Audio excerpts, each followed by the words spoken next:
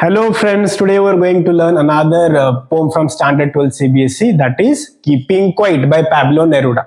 So Pablo Neruda is our poet's pen name. His original name is Neftali Ricardo Reyes Basolto. Don't worry, nobody is going to ask you in the examination what is the real name of Pablo Neruda. Even if you keep in mind the poet of the poem Keeping Quiet, that is Pablo Neruda. Why this particular person is very important? Because he is the Nobel Prize winner for literature in 1971. And if someone gets the Nobel Prize, it means they has written something very crucial related to the humanitarian values. One more thing, he is from a country in South America, Chile, and there is a city in the country Chile, that is Parral. So he belongs to that particular place. Now this is the introduction of our poet Pablo Neruda. Now he wants two things in this particular poem from us. That is, one is self-introspection. One is self-introspection, and the second is to nurture the feeling of mutual understanding among people. Now let me explain to you in simple words. Most of the people, especially nearly 80-85% of the people in this world, are working in a field in which they are not at all interested. So according to Pablo Neruda, he says it is the need of an hour to introspect ourselves simply by keeping quiet. And how to do it, he tells it further in the poem now. So let's go. The first sentence of the poem says, he wants us to count till 12. He wants us to count till 12. Now, during the meditation, you might have heard that let's count till 10 and we slowly keep on closing our eyes. So here, rather than using the word 10, why the number 12 has been used? Here it is symbolic, the first figure of speech from the poem. Why is it symbolic? Because 12 symbolizes either 12 hours a day, you people are busy, or 12 months in a year, you people are busy. So at least once in a year or once in a day, take time to keep quiet so that you can quietly introspect yourself. That's why he wants us to count till 12. We all will keep still, keep calm, and once if it is told by Pablo Neruda, nobody is going to listen because people are busy in their work. So he desperately wants us to do that. He desperately wants us to do that. That's why he says, with the desperation, at least for once on the face of the earth. It is a style of saying, by the way, at least for once on the face of the earth. Here, as I said, every poem has two meanings. One is innate and second is literal meaning. The literal meaning, face of the earth. Does the earth has a face? No. Face is an human attribute. Here, earth being an inanimate object, the humanitarian value face has been given to it. So earth is personified. So the figure of speech of this particular sentence, face of the earth, is personification. But the desperation of the poet is at least for once on the face of the earth. What you should do? You should count till 12, keep still. Let us stop for a second. Now there is a reason why he wants us to stop for a second.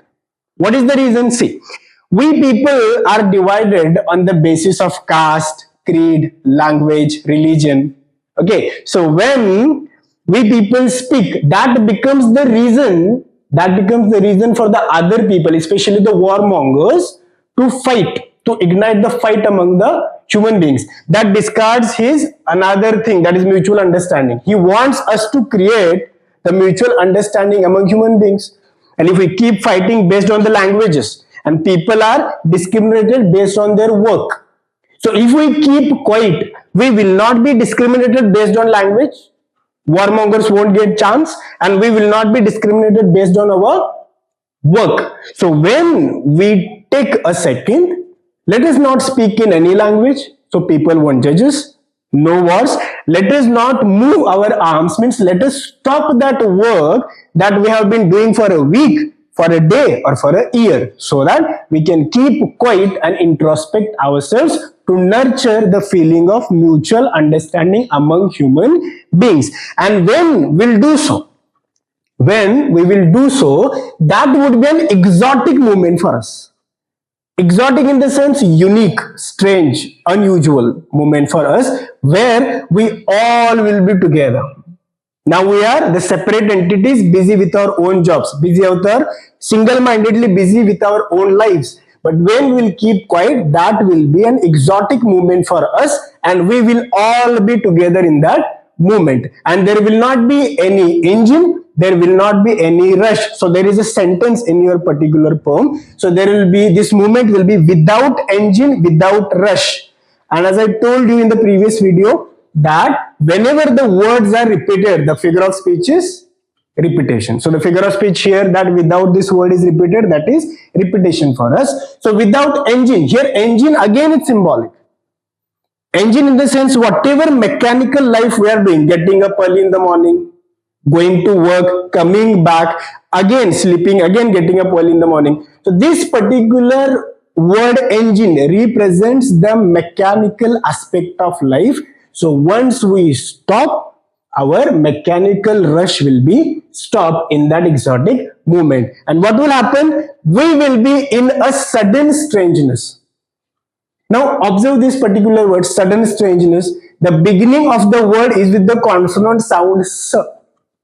So whenever the beginning of the words are with the same sound, the figure of speech is, here the sound is so, the figure of speech here in sudden strangeness is alliteration. Here engine symbolizes the mechanical work, the repetitive work. That's why here the figure of speech is symbolism. Now a very important aspect, this particular line of the poem is very important. What does it say? When we will stop, the fishermen in the cold sea will not harm whales. First talk about the literal meaning. Fishermen, you better know, cold sea, and they will not harm the whales in the sense. Here whales are the vulnerable creatures which will be caught by the fishermen and they will be killed. So the literal meaning, if we keep quiet, fishermen will not go to sea, they will not hunt down whales, and the lives of the whales will be saved. So that is the literal meaning. The figure of speech here is fishermen in the sense the powerful people. Cold sea is nothing but the world, and whales are nothing but the vulnerable creatures. Either you take that as a creature or you take that as a nature. So powerful people would not harm the nature. So in this particular line, the figure of speech is metaphor, because fishermen is directly compared to the powerful people, cold sea is nothing but the world, and whales are nothing but the vulnerable creatures or the nature. So you can write down the figure of speech here in the fishermen in the cold sea would not harm whales. That is metaphor if it is asked in the examination. One more very important figure of speech is there, that is you observe this particular word, cold sea. Cold is an adjective, right? This particular adjective cold is not for the sea. It is for the fishermen. It is for the powerful people whose heart is cold. Cold-hearted people kill others, kill vulnerable creatures. Though the adjective cold is not for the sea, it is for the fishermen, powerful people, those who keep on killing the vulnerable creatures. So cold sea is an example of a very important figure of speech, that is transferred epithet. Here epithet in the sense adjective. Cold is an adjective, epithet, which is transferred to sea, but the originally this adjective is of the fisherman. So cold sea, most of the times it is asked in the examination. So cold sea is an example of transferred epithet figure of speech. Now, man gathering salt would take time to look at his hurt hands. First talk about the figure of speech, hurt hands. The repetition of consonant sound her, that is alliteration for you. A man gathering salt, it represents the entire labor class community, because they have been working continuously 24/7. So they will take time to look at themselves. They will take time to look at their hurt hands. So a man gathering salt means not a single man. It represents the entire labor community. Here also comes one figure of speech. When one thing represents the entire entity, for example, the wheels are running fast. The wheels in the sense not only wheels, it represents the entire bike. Right? That's why one thing represents all. The figure of speech here, it's synecdoche. So here, a man gathering salt means not only one man, the entire labor community. That's why a man gathering salt representing entire labor community, figure of speech here is synecdoche. Hope you understand. Right? Now, the next important point is people are busy.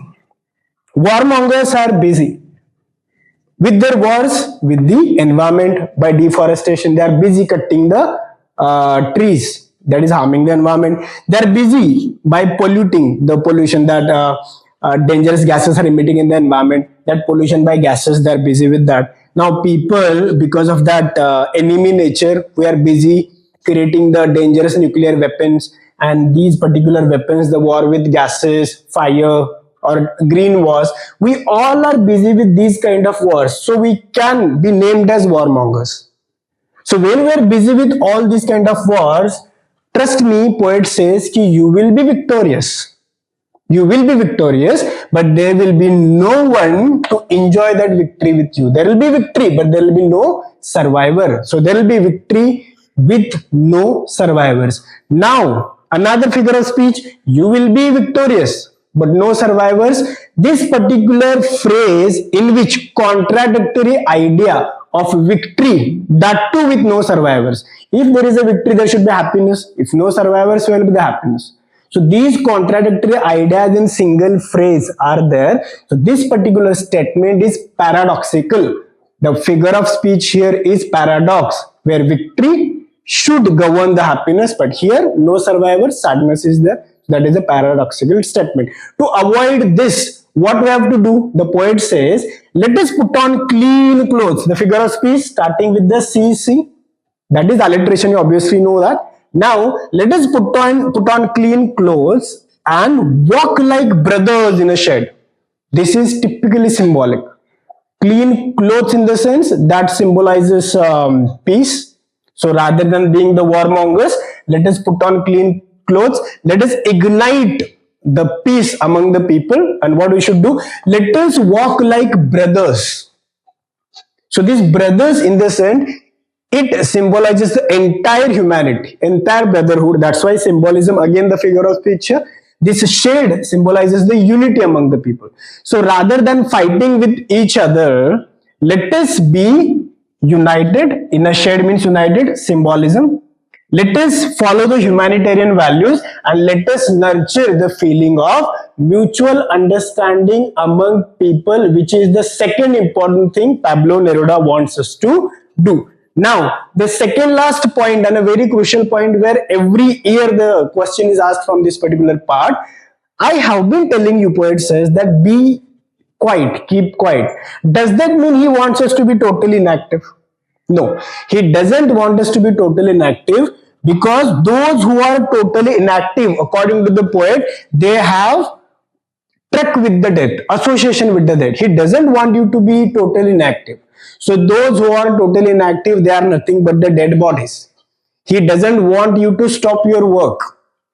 Rather, he needs something else. You just take a break, introspect yourself, and try to find out whether you are happy or not. So those who are totally inactive, he has no association with that. So he has no association, no truck with those who are totally inactive. So don't get the poet confused that being totally inactive means like doing nothing. He says, I have no truck with, no association with the people, those who are totally inactive. Then what does he want actually? He wants that people are sad. Why are they sad? There are two reasons. People are sad because they fail to understand themselves, first thing. Second, they are afraid of death. People are sad because they fail to understand themselves, they are afraid to die. This particular sadness can be interrupted, according to Pablo Neruda, by keeping quiet. By keeping quiet. One more reason is there, we are busy single-mindedly living our lives. As I told you, we are busy single-mindedly keeping our lives moving. So we are very sad. As I said, 85% people are working the field in which they are not at all interested. So this sadness can be removed by simply closing our eyes, introspecting ourselves and know ourselves. Now, if you have lost the hopes now, the last sentence of the poem tells you to revive yourself, even if you are at the zero. Earth can teach us, the last sentence, the earth can teach us. Here, the figure of speech is earth teach. Teachers teach. Earth is an inanimate object. So teaching is an attribute of human being. Earth is teaching. Earth is personified. Figure of speech is personification. So the last sentence, he says, don't lose your hopes even if there is nothingness. Earth teaches us when everything seems dead, later proves to be alive. First, figure of speech. When everything seems dead, later proves to be alive. Dead, alive. Opposite ideas. Anti-opposite. Idea, thesis. The figure of speech here in the last sentence is antithesis. That is opposite ideas. Everything seems dead, later proves to be alive. How it is to be explained? Now, if you observe the earth in summer season, late summer, the barren land, no greenery at all, but a single drop of rain, right? If it rains once on the earth, suddenly you'll get within some days a greenery on the earth. Something hidden inside the earth grows up when we get that particular environment. So don't lose your hopes, even if you are starting from the zero. The hope is there to grow. So always be positive. So the last segment of the poem is never lose your hopes. Everything will fall at your place. That's all about the poem. Thank you so much.